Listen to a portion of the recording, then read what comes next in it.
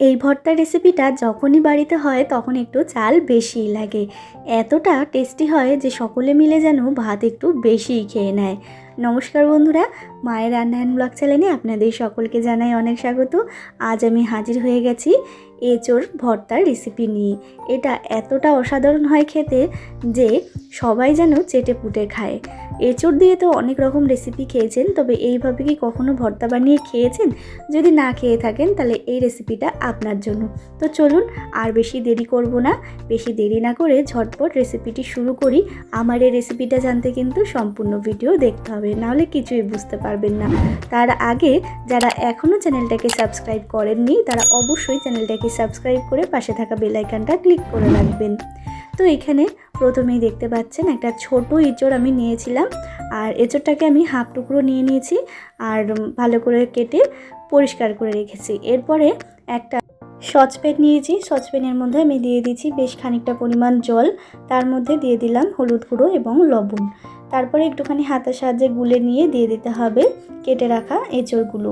আর এঁচোড়গুলো মাথায় রাখতে হবে একদম কচি যেই এঁচোড়টা আছে সেটাই কিন্তু নিতে হবে, নাহলে এই ভর্তাটা একদমই ভালো লাগবে না।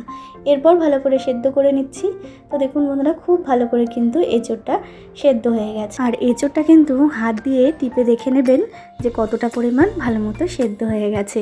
এরপরে জল ঝরিয়ে রেখে দিচ্ছি। তারপরে এদিকে একটা ফ্রাই প্যান বসিয়ে দিয়েছি। ফ্রাই প্যানের মধ্যে দিয়ে দিলাম পরিমাণ মতো সর্ষের তেল। তেলটা গরম হয়ে গেছে। আর হ্যাঁ, এখানে আরেকটা কথা বলে রাখি, যে কোনো বাটা কিংবা ভর্তা সর্ষের তেল ছাড়া কিন্তু একদমই করবেন না। এটা সর্ষের তেলেই হয়, আর সর্ষের তেলে করলে কিন্তু এটা ভালো লাগে। তারপরে দিয়ে দিয়েছি বেশ খানিকটা চিংড়ি মাছ।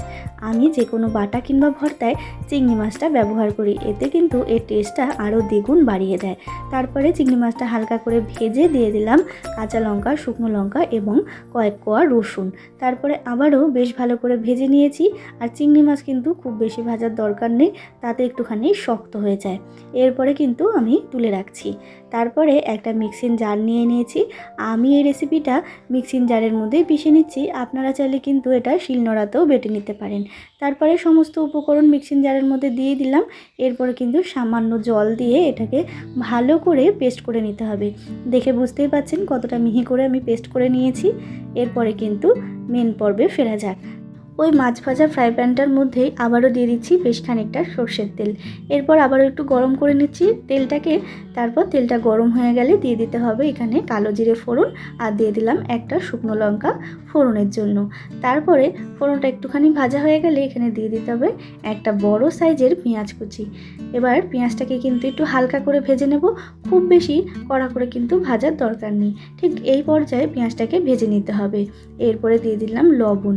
যেহেতু আমি সেদ্ধ করার সময় এঁচোড়টা সেদ্ধ করার সময় একটু লবণ দিয়েছিলাম, তাই এখানে অল্প পরিমাণেই দিলাম।